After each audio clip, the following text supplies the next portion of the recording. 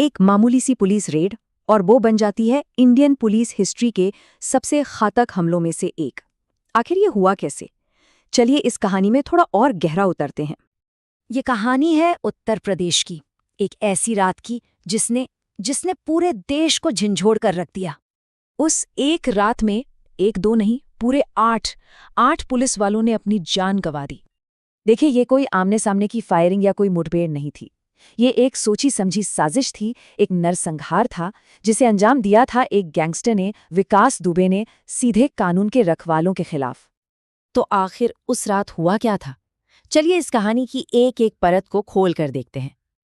विकास दुबे था कौन और इतना सब कुछ ये हो कैसे गया? यही वो बड़े सवाल हैं जिनके जवाब हम इस कहानी में ढूंढने की कोशिश करेंगे। और ये भी समझेंगे कि इस पूरी हिंसा की जड़ें आखिर कितनी कितनी गहरी थीं।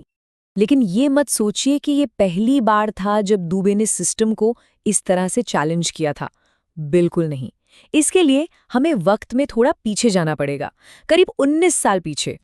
साल था 2001 और एक ऐसा जुर्म जिसने सच में विकास दुबे को विकास दुबे बना दिया। एक ऐसा क्रिमिनल जिसके मन में कानून का कोई डर ही नहीं था। जरा इस पर गौर कीजिए। जो कत्ल हुआ वो हुआ कहाँ? एक पुलिस स्टेशन के अंदर। किसके सामने? दर्जनों पुलिस वालों और आम लोगों के सामने। और मारा किसे गया? एक मौजूदा राज्य मंत्री संतोष शुक्ला को। सोचिए कितनी बेखौफी रही होगी।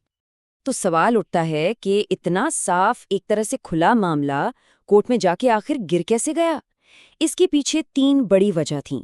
पहली, जो पुलिस वाले वहां मौजूद थे, जो इस केस के सबसे जरूरी गवाह थे, उन्हीं को सह अभियुक्त बना दिया गया। दूसरी वजह, डर। इतना डर कि पीड़ित के भाई को छोड़कर सारे गवाह मुकर गए। और तीसरी, पुलिस की एफआईआर और पोस्टमार्टम रिपोर्ट में जमीन आसमान का अंतर था। और इन सब का नतीजा हैरान करने वाला था। विकास दुबे बरी हो गया, साफ बच गया। और यहीं से एक संदेश बिल्कुल साफ हो गया कि ये आदमी कानून से ऊपर है। और ये बात 2020 के उस हमले से बहुत बहुत पहले की है। चलिए अब थोड़ा विकास दुबे के शुरुआती दिनों में चलते हैं। देखते हैं कि आखिर एक मामूली सा गुंडा एक इतना बड़ा, इतना खूंखार गैंगस्टर बना कैसे। इसका पूरा आपराधिक सफर देखिए।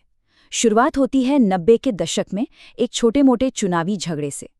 फिर 1992 में वो अपना पहला मर्डर करता है। बात यही नहीं रुकती। 90 के दशक के आखिर तक तो वो जेल के अंदर से मर्डर प्लान कर रहा था। फिर 2001 में राज्य मंत्री संतोष शुक्ला का कत्ल और 2004 में एक केबल बिजनेसमैन का।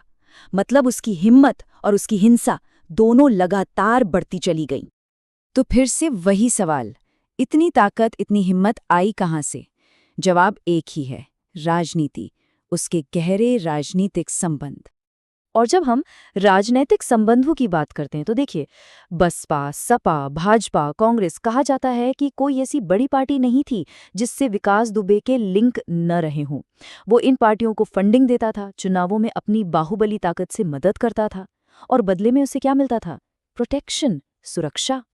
और ये लाइन इस पूरी कहानी का निचोड़ है कि उसने सिर्फ ईंटों का किला नहीं बनाया, बल्कि राजनीतिक एहसानों का भी।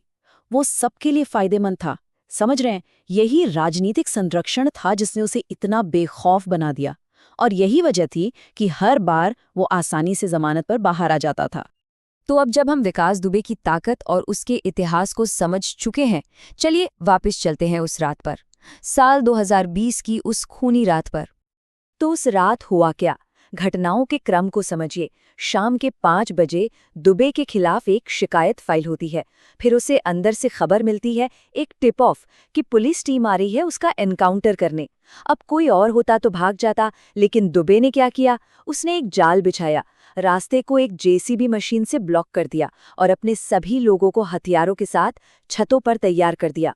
और जब रात के करीब 1 बजे पुलिस टीम वहां पहुंची, उन्हें आगे पैदल जाना पड़ा और वो सीधे उस जाल में, उस घात में जा फंसे। और इस हमले की दरिंदगी यहीं खत्म नहीं हुई। घात के बाद दुबे के आदमी नीचे उतरे। उन्होंने जख्मी पुलिस वालों को एक एक करके ढूंढा और उन्हें मारा। यहाँ तक कि उनके हथियार भी लूट कर ले गए। तो अब इस कहानी को सिर्फ एक आदमी तक सीमित नहीं रखते, थोड़ा पीछे हटते हैं और उस पूरे सिस्टम को देखते हैं जिसने विकास दुबे जैसे लोगों को पैदा किया। इस पूरी कहानी के केंद्र में है अपराध राजनीति का गठजोड़। ये एक अजीब सा लेकिन बहुत खतरनाक रिश्ता है, जहां राजनेता अपराधियों का इस्तेमाल करते हैं वोट के लिए, बाहुबल के लिए, और बदले में अपराधी इन्हीं राजनेताओं के संरक्षण का इस्तेमाल करते हैं कानून से बचने के लिए। इसलिए सबसे बड़ी बात यही है, विकास दुबे कोई अपवाद नहीं था, कोई अकेला मामला नहीं था। वो एक उपज था, उस सिस्टम की उपज जो अपराध पर ही चलता है, उसी पर पलता बढ़ता है। और ये पूरी कहानी हमें एक बहुत ही अहम सवाल के साथ छोड़ जाती है, एक ऐसा सवाल जिस पर सोचना जरूरी है कि जब सिस्टम खुद ही अपराधियों को बचाने लगे तो फिर बाकी सबकी, आम लोगों की रक्षा कौन करेगा।